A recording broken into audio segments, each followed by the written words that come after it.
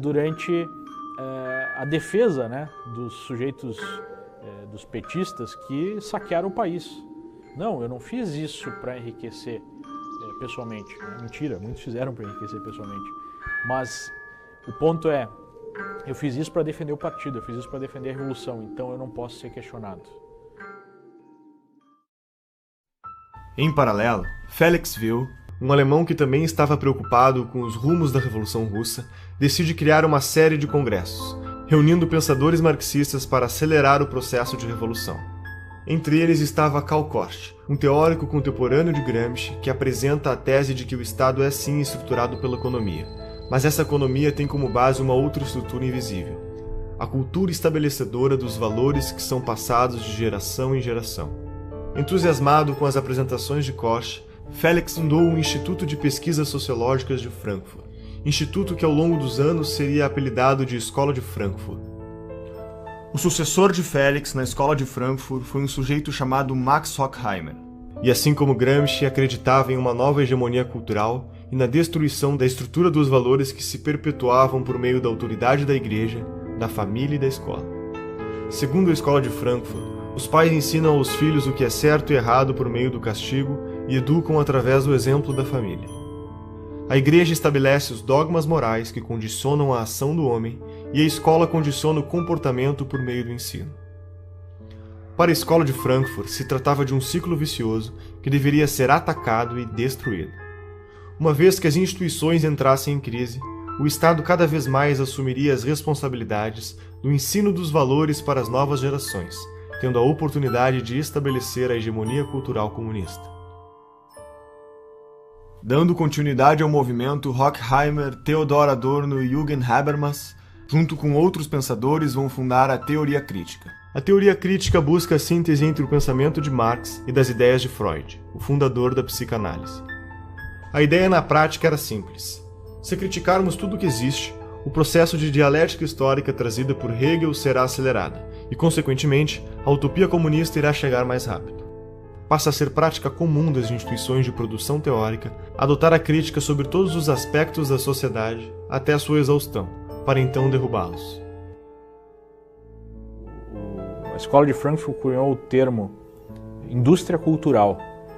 Segundo eles, a indústria cultural nada mais é do que a cultura que serve aos interesses dos opressores, dos donos do capital, da burguesia em geral, né? E essa indústria cultural precisaria ser combatida através da teoria crítica. Então a cultura burguesa, ela teria como objetivo anestesiar, digamos assim, as classes proletárias. E a teoria crítica seria uma forma de questionar essa indústria cultural através da educação, através da arte, né? Enfim, livros, filmes. E através dessa teoria crítica nós teríamos uma conscientização maior das classes oprimidas, segundo eles, para fazer a revolução. Isso vai servir como matéria-prima para que na França o filósofo Jacques Derrida crie o desconstrucionismo, que é o método de retirar o significado de um texto para colocar um novo significado pretendido. Este método é aplicado não só em textos, mas também na retórica política e ideológica em geral. Por exemplo, a análise desconstrucionista da Bíblia pode levar a entender que se trata de um livro dedicado à superioridade de uma raça e de um sexo sobre outro sexo, ou a análise desconstrucionista da obra de Shakespeare pode concluir que se tratam de obras misóginas que defendem a opressão da mulher. Para o marxista cultural, a análise histórica resume-se apenas à relação de poder entre os grupos sociais. O desconstrucionismo é a chave do que chamamos de politicamente correto, porque é através dele que surge o relativismo moral, que reinterpreta toda e qualquer relação social, valor ou tradição cultural de acordo com as necessidades das causas políticas do momento. Um membro importante da Escola de Frankfurt foi Herbert Marcuse. Foi um membro do Partido Social Democrata Alemão e desenvolveu trabalhos nos Estados Unidos. Em seu livro O Homem Unidimensional, Marcuse afirma que a sociedade industrial chegou a um ponto onde o proletariado, classe responsável pelo movimento da história, deixa de ser agente transformador da sociedade, porque os avanços do capitalismo tornam a vida destes grupos tão confortáveis que suas vontades revolucionárias teriam acabado. Então, para dar continuidade à teoria de Marx, detecta que o grupo revolucionário ou a nova massa de manobra eram as pessoas à margem da sociedade: assassinos, estupradores, ladrões, sequestradores, etc. Marcuse defendeu também que a masculinidade e a feminilidade não eram diferenças sexuais essenciais da natureza humana, mas sim apenas meras construções sociais, impostas pelo que seria a primeira divisão do trabalho da história da humanidade: a família. Também defendeu que a libertinagem sexual seria uma reação à repressão social política. Marcuse, por meio do pensamento e de sua influência, impulsionava o relativismo moral no mundo inteiro. O politicamente correto é aceito de braços abertos pela opinião pública, basicamente por 3 motivos. A primeira razão é que as teorias econômicas de Marx são complicadas de entender, enquanto o tipo de raciocínio do politicamente correto, por meio dos chavões de frases de efeito, aliado à fantasia de um mundo ideal e sem defeitos, é muito mais atraente para o cidadão comum. A segunda razão é porque o politicamente correto pratica a teoria crítica destrutiva até a exaustão, e sabemos que a adesão desse tipo de mentalidade revolucionária, principalmente por parte dos jovens, é enorme. A terceira razão é que o marxismo falhou com o sistema social e econômico em todo o mundo. Restava para sua sobrevivência a guerrilha cultural. Todo esse movimento ganhará mais força nos Estados Unidos quando David Horowitz, um adolescente de 17 anos, filho de pais comunistas, assiste em 1956 o sucessor de Stalin assumir o governo da União Soviética. Neste momento começam a aparecer diversas denúncias contra Stalin ao tornar públicos os documentos secretos que comprovam a variedade de crimes cometidos, as traições, os campos de trabalho forçado e o genocídio. O mundo ocidental entra em choque, e neste momento David Horowitz se desfilia do Partido Comunista e funda, junto a Marcuse e outros pensadores, a New Left. A New Left é um movimento que tinha como objetivo ser a esquerda purificada, muito mais atraente e progressista, suavizando a forma de comunicar suas intenções por meio do desconstrucionismo e reformando sua maneira de agir com base nas origens do marxismo, escondendo todos os genocídios cometidos na busca pela utopia comunista.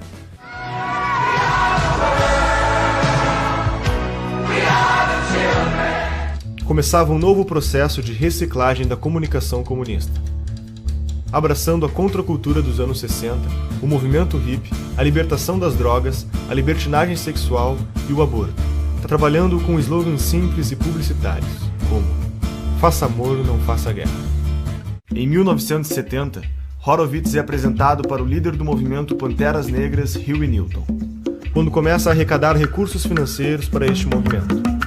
David pede para sua amiga Betty Van Pater para se juntar a ela e cuidar das contas bancárias destes fundos. O corpo de Betty é encontrado boiando na Baía de São Francisco. David investiga a morte de Betty e a polícia informalmente aponta o assassino como um dos Panteras Negras. Entretanto, a polícia não prendeu o suspeito. Seus amigos da New Left, que se manifestavam em defesa das mulheres, também o ignoraram. Desconcertado, Horowitz escreve um artigo para o jornal New York Times sobre o caso, e no dia da publicação recebe a notícia de que havia acontecido uma falha e seu artigo não foi impresso. Incapaz de explicar a morte de sua amiga, David entra em uma crise existencial perante a sua ideologia marxista. Horowitz foi afastado da New Left por seus companheiros, que consideraram traição o fato do mesmo sugerir que o assassinato havia sido realizado por um membro dos Panteras Negras. Uma década depois, após este fato, David volta a escrever e denuncia como funciona o sistema de guerra política em que participou e ajudou a criar, tornando-se um defensor declarado do conservadorismo. Ever since I came into the right and observed the political scene from a different vantage, it's always impressed me that whenever I see or usually see a conservative and a leftist or a progressive or a Democrat and a Republican squaring off, it's something like Godzilla versus Bambi. They call us racists, sexist, homophobes, imperialists, and we call them liberals. What are these people liberal about except hard drugs and sex and spending other people's money?